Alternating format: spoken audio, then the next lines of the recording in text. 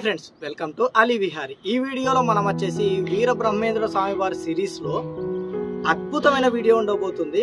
ఎందుకంటున్నానంటే ఈ వీడియోలో వీర బ్రహ్మేంద్ర స్వామి వారు పాపాగ్ని మఠం నుంచి వచ్చిన తర్వాత ఏదైతే అచ్చమ్మమ్మ దగ్గర ఆవులు కాసేవారు కదా వీర బ్రహ్మేంద్ర స్వామి వారు, అయితే అచ్చమ్మమ్మ వారికి కుమారునికి కళ్ళ అనేది ఉండేవి.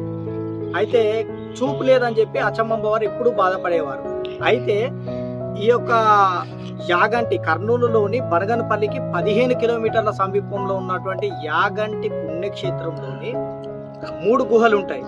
అందులో ఒక గుహలో వీర బ్రహ్మేంద్ర స్వామి వారు అచ్చమ్మమ్మ కుమారునికి కళ్ళు అయితే తెప్పించడం జరుగుతుంది. ఓకే, ఆ గుహ ఏ ప్లేస్ లో అయితే అచ్చమ్మమ్మ వారి కుమారునికి కళ్ళు తెప్పించడం జరుగుతుందో ఆ యొక్క ప్లేస్ ను మనం ఈ వీడియోలో అయితే చూడబోతున్నాం. వీడియో మాత్రం అద్భుతంగా ఉంటుంది.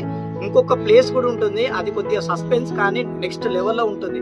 ఓకేనా, ఆలస్యం ఆ యొక్క యాగంటి గుహనైతే చూద్దాం పదండి. ఇప్పుడు మనం వీర బ్రహ్మేంద్ర స్వామి వారు అచ్చమాంబ కుమారునికి కళ్ళు తెప్పించినటువంటి గుహకైతే వెళ్ళబోతున్నాం. ఇక్కడ చూస్తున్నారు కదా, ఇది వచ్చేసి యాగంటిలో 3 గుహలు అయితే ఉంటాయి. అందులో చివరి గుహ అంటే ఎంట్రన్స్ నుంచి వస్తే మాత్రం ఫస్ట్ గుహ, గుడిలో దర్శించుకొని లోపల నుంచి వస్తే మాత్రం లాస్ట్ గుహ అవుతుంది. అయితే ఈ యొక్క గుహలో వీర బ్రహ్మేంద్ర స్వామి వారు అచ్చమాంబ కుమారునికి అయితే కళ్ళు తెప్పించారు. అయితే దీనిని వీర బ్రహ్మంగారి గుహ అని కూడా అంటారు. ఓకేనా, ఇప్పుడైతే మనం మీదికి వెళ్తున్నాం. వెళ్ళే కొద్దీ మాత్రం మీదికి వెళ్ళిన తర్వాత అయితే లోపలికి వెళ్ళేటప్పుడు కొద్దిగా నారో స్పేస్ ఉంటుంది, వంగి వెళ్ళాలి. చాలా అద్భుతంగా అయితే ఉంటాయి గుహలు మాత్రం. అక్కడ ఇంకొక అద్భుతం అని చెప్పాను కదా, అది నెక్స్ట్ అయితే రాబోతుంది. చాలా అద్భుతంగా అయితే ఉండబోతుంది వీడియో. ఇప్పుడు మనం పైకి వచ్చాం, చూస్తున్నారు కదా ఏ విధంగా ఉందో. ఆ కాలంలో నేచురల్ ఫార్మేషన్ అయినటువంటి గుహలు ఇవి. ఓకేనా, దీని పక్కన అగస్త్యముని తపస్సు చేసిన గుహ కూడా ఉంటుంది. ఫస్ట్ అయితే ఇది చూసి మనం తర్వాత ఆ గుహకి వెళ్దాం. ఓకే, ఇలా మనం లోపలికి వెళ్ళాలి. చూస్తున్నారు కదా నారో స్పేస్లో ఇలా వంగుతూ వెళ్ళాలి. ఓకేనా, లోపల మనకు అచ్చమాంబ వారి విగ్రహం కనిపిస్తుంది, మరియు వీర బ్రహ్మేంద్ర స్వామి వారు ప్రతిష్ఠించిన శివలింగం కూడా కనిపిస్తాయి. ఇక్కడ చూడొచ్చు బ్రహ్మంగారి పాదుకలు. మరియు ఇక్కడ చూస్తున్నారుగా ఈ శివలింగం ఈ ప్రదేశం నుంచే అచ్చమాంబ కుమారునికి అయితే చూపు తెప్పించడం జరిగింది బ్రహ్మంగారు. మరియు కలియుగాంతానికి లేచి రాతి బసవన్న అనేది కూడా కలియుగాంతం ఏదైతే కాలజ్ఞానం ఉందో అది కూడా ఇక్కడనే రాయడం జరిగింది. మరి ఇందులో ఒక గుహ కూడా ఉండేది, ప్రస్తుతం బంద్ చేసి ఉంది. సస్పెన్స్ ఏంటంటే పక్కనే మరొక గుహ ఉంటుంది. అగస్త్యం అని దేశ సంచారణ చేసే టైంలో ఈ యాగంటి పుణ్యక్షేత్రానికి వచ్చినప్పుడు ఒక మన వెంకటేశ్వర స్వామికి గుడి కట్టిద్దాం అనుకునే విగ్రహాన్ని చెక్కడం మొదలు పెడతాడు. ఆ టైంలో వెంకటేశ్వర స్వామి యొక్క బొటన వేలు విరగడం జరుగుతుంది. అయితే ఈ యొక్క వెంకటేశ్వర స్వామి వచ్చేసి బ్రహ్మచారిగా ఉన్న ఏకైక విగ్రహం కూడా ఇది ఒక్కటే. అదే ఈ యొక్క గుహ యొక్క అద్భుతం.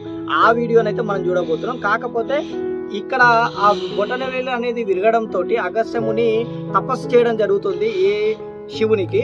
ఆ యొక్క శివుడు ప్రత్యక్షమైనటువంటి గుహ, ఆ యొక్క శివలింగాన్ని కూడా మనం ఇప్పుడు చూడబోతున్నాం. మరియు ఇక్కడ కాకులు కూడా రావు. దీనికి సంబంధించి పూర్తి వీడియో అయితే నేను యాగంటి వీడియో పెట్టా, చూడని వాళ్ళు ఉంటే ఆ వీడియో చూడండి, అద్భుతంగా ఉంటుంది. ఓకేనా, ఇంకేంటి ఆలస్యం, ఈ అద్భుతమైన గుహలు అయితే ఈ వీడియోలో చూద్దాం పదండి.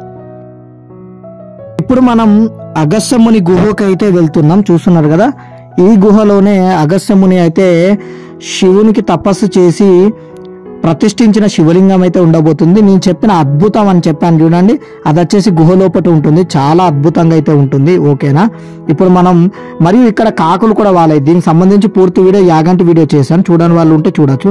ఇక్కడ పైన చూస్తున్నారు కదా పాము ఆకారంలో, ఇది వచ్చేసి శివలింగానికి కాపలా ఉంటుంది. ఇటు పక్కకు చూస్తే శివలింగ ఆకారం ఉంటుంది.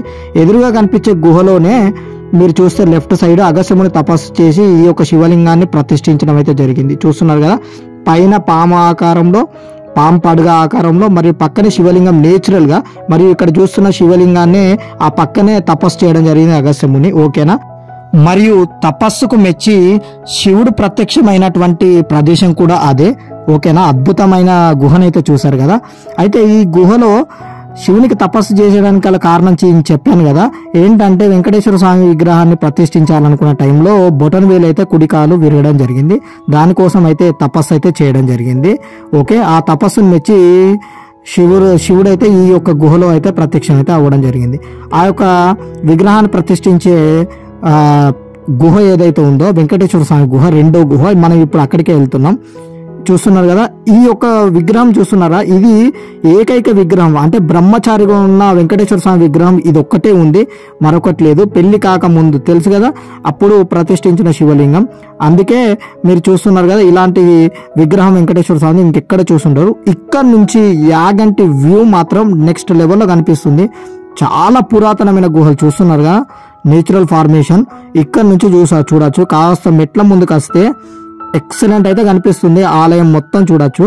మీరు ఎవరైనా ఫోటోలు దిగాలనుకుంటే మాత్రం ఇక్కడ నుంచి నెక్స్ట్ లెవెల్ వస్తుంది. అంటే టెంపుల్ వ్యూ మొత్తం వస్తుంది, టాప్ గోపురం వరకు అయితే ఇక్కడ నుంచే కనిపిస్తుంది. ఓకే, నాకు తెలిసి మీరైతే అద్భుతమైన వీడియోనైతే చూసారనుకుంటున్నా. ఓకేనా, నచ్చితే లైక్, షేర్ అండ్ సబ్స్క్రైబ్ చేసుకోవడం మాత్రం మర్చిపోకండి.